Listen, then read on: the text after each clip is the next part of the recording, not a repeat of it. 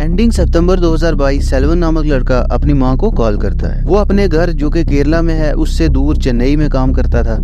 उसकी अपनी मां से रोजाना बात होती थी और आज भी उसने नॉर्मल बातचीत करने के लिए मां को कॉल की, पर आज सेल्वन की मां ने फोन नहीं उठाया। उनका फोन स्विच ऑफ आ रहा था। उसने कुछ देर बाद फिर से ट्राई किया पर same result, phone switch off था। अब वो थोड़ा सा घबरा गया और उसने अपनी आंटी जो कि उनके पड़ोस में ही रहती थी उनसे कहा कि आप मेरे घर जाओ और वहां जाकर देखो कि मेरी माँ वहां पे है या नहीं, और अगर वो वहां पर हैं तो उन्हें बोलो कि फोन को ऑन करें और मेरे से बात करें। सेल्वन की आंटी उनके घर पहुंचती है और घर पे ताला था और सेल्वन की माँ भी आसपास कहीं नजर नहीं आई। अब सेल्वन की अम्मी कहाँ गई ये तो किसी को पता नहीं। सेल्वन ने आंटी से कहा कि आप फौरन पुलिस स्टेशन जाकर मिसिंग रिपोर्ट फाइल कर दो। सेल्वन भी फौरन घर लौटा और पुलिस स्टेशन पहुंचा। पुलिस ने सेल्वन की मां का फोन ट्रेस किया तो पता लगा फोन स्विच ऑफ होने से पहले आखिरी कॉल किसी मोहम्मद शाफी नाम के बंदे की थी।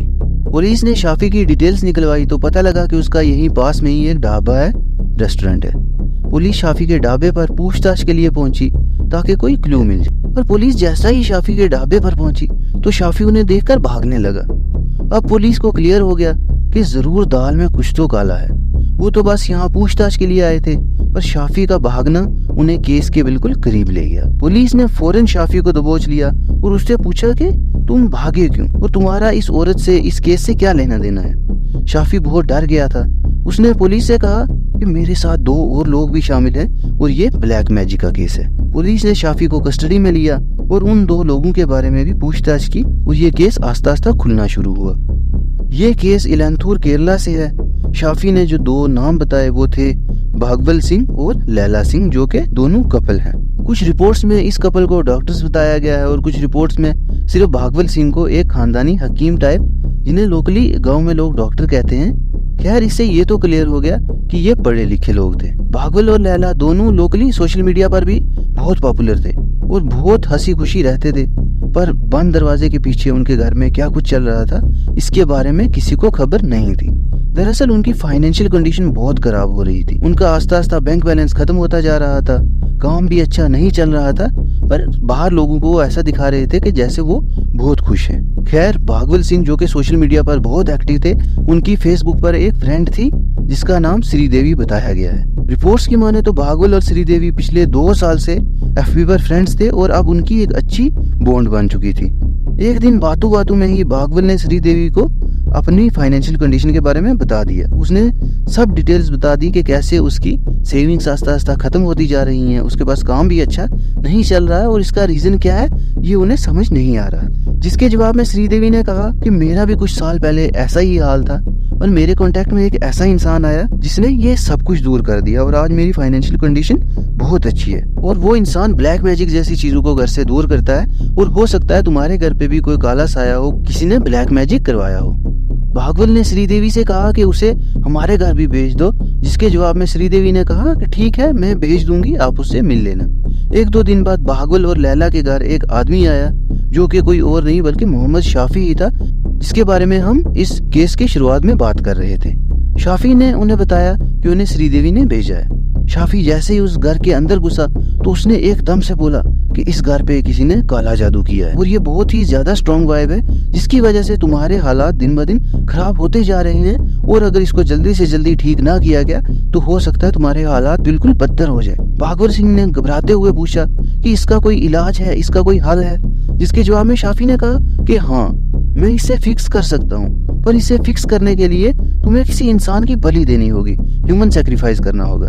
इससे पहले कि भागवल सिंह कुछ बोलता, शाफी ने पहले ही जवाब दे दिया कि तुम घबराओ मत, बलि के लिए इंसान मैं ढूंढ के ले आऊंगा, पर उसके बदले तुम्हें मुझे कुछ पैसे देने पड़ेंगे। और पैसे जो कि शाफी ने मांगे वो थे 1.5 लाख। खैर, भागवल सिंह और लैला भी उसके जाल में फंस चुके थे, इसलिए उन्होंने पैसे दे दिए और शाफी वहाँ से चला गया। शाफी लौटकर सीधा अपने रेस्टोरेंट पहुंचा।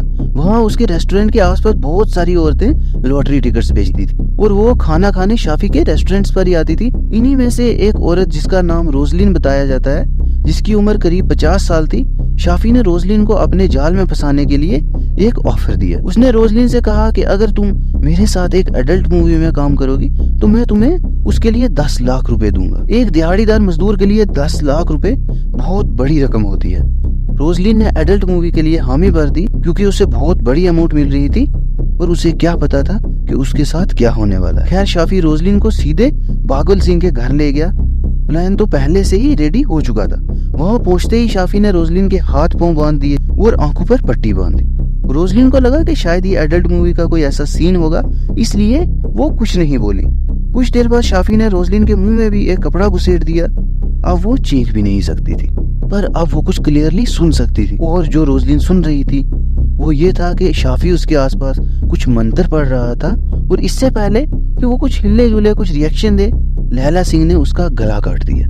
और इसके बाद जो हुआ वो सुन के आपकी रूह कांप जाएगी। इसके बाद रोजलिन के प्राइवेट पार्ट को डैमेज किया गया और फिर उसका कुछ मांस पकाकर उन तीनों इंसानों ने, शाफी, लैला और बागुल ने बाकायदा खाया और बाकी बॉडी को वहीं टुकड़े टुकड़े करके बैकयार्ड में दफना दिया।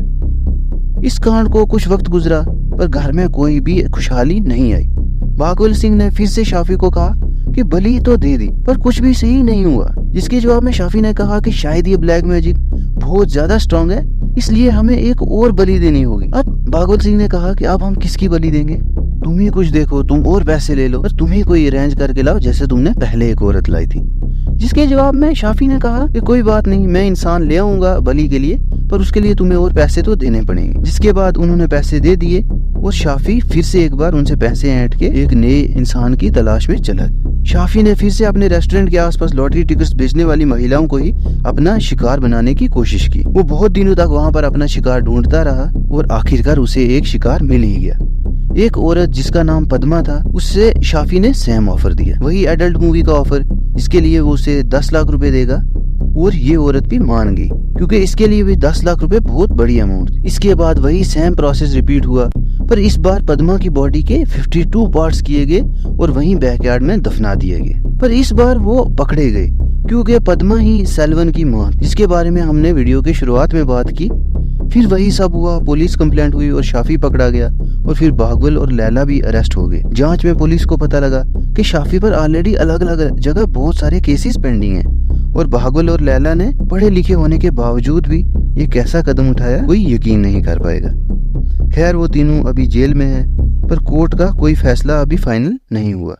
तो ये थी आज की केस स्टडी। उम्मीद है आपको हमारे वीडियोस पसंद आएंगे और ऐसे ही वीडियोस के लिए सब्सक्राइब करें हमारा चैनल।